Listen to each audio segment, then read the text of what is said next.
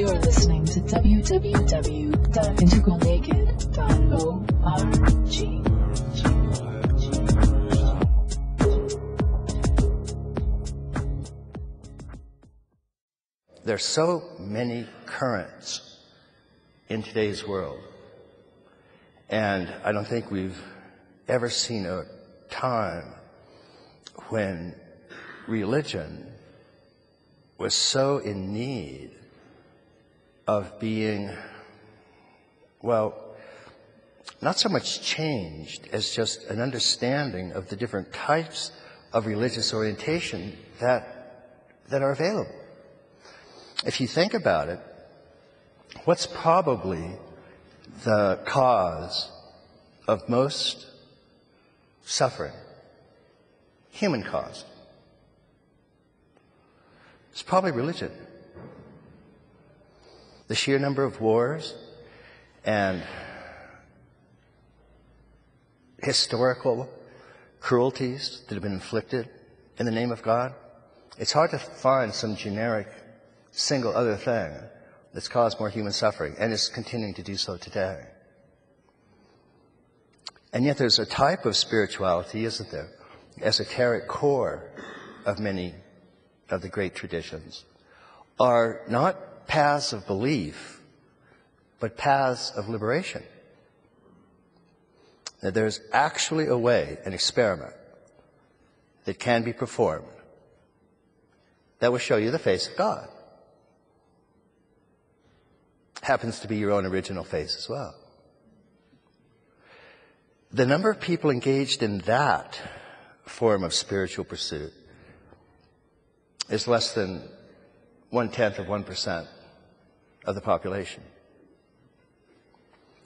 The percentage of worldwide population engaging in mythic, dogmatic, exoteric form of religion is about 70%. And it's very strange that the word religion is used to apply to that activity that causes the most human suffering and to the sole activity known to alleviate human suffering. It's a little strange, isn't it?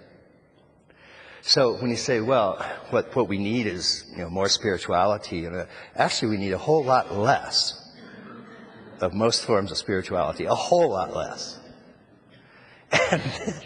And then in this incredibly minuscule percentage of people that are using spirituality as a form of awareness training, as a form of attention training. But all of that, again, is part of the experiment that doesn't just lead to, reduced blood pressure and your brain waves even out, and all that's fine. What ultimately it is about is discovering absolute reality. Relaxation response? 3 martinis is a relaxation.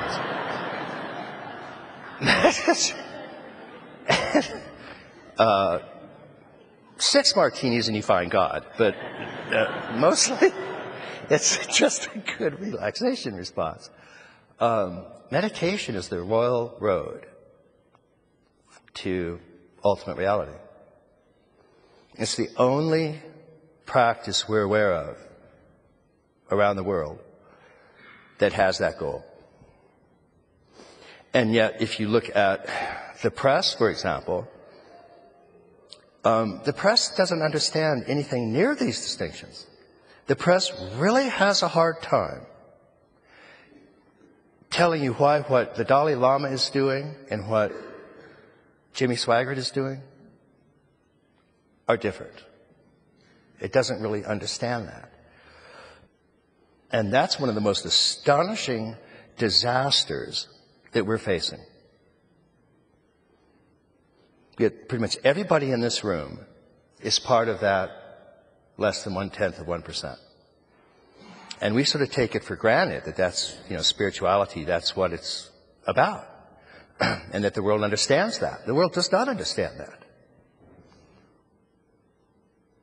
And so even when you get in Eastern countries, if you look at probably the religion that is the most rigorous experiment for awareness training, namely Buddhism,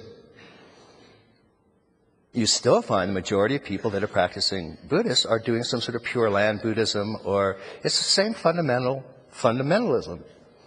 And so how to let the world understand, at the very least, that these are two, they're so different that they shouldn't even be treated under the same rubric, and yet they are. And so that's one of the problems that we face.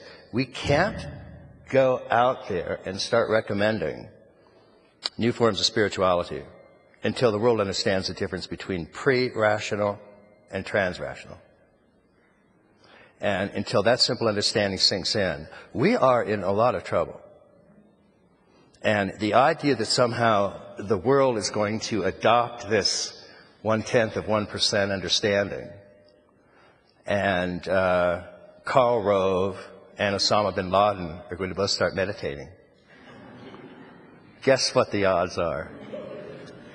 So we got to get straight about this. You know, we're all involved in this kind of approach, and we think, my God, it's the new paradigm, it's the new approach. The world's going to do this. It's going to be a sweeping transformation unlike the world has ever seen. That's delusional. That's not going to... You're going to sweeping transformation of North Boulder, maybe.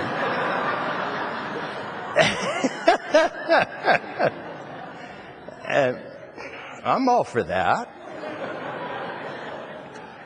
And we'll parachute them into Afghanistan when they're done.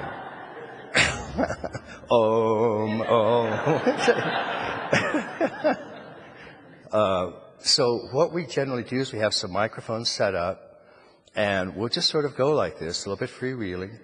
Towards the end of the couple of hours session that we're going to talk, we'll try and bring it back home a little bit to some of your immediate awareness and the nature of your present awareness, the nature of your already enlightened mind, and why any attempt to even seek that mind is just a perpetual ignoring of it.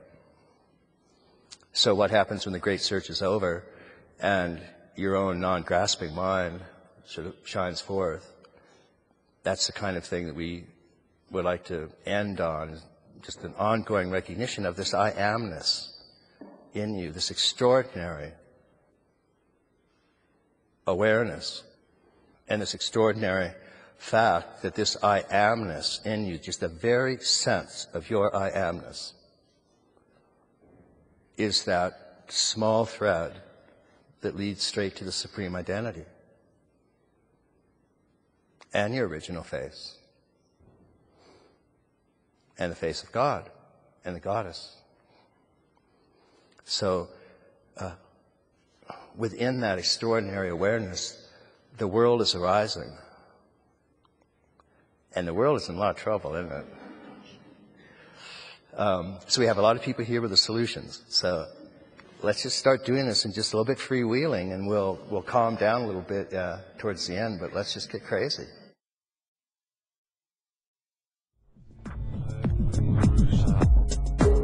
You are listening to www.integralnaked.org.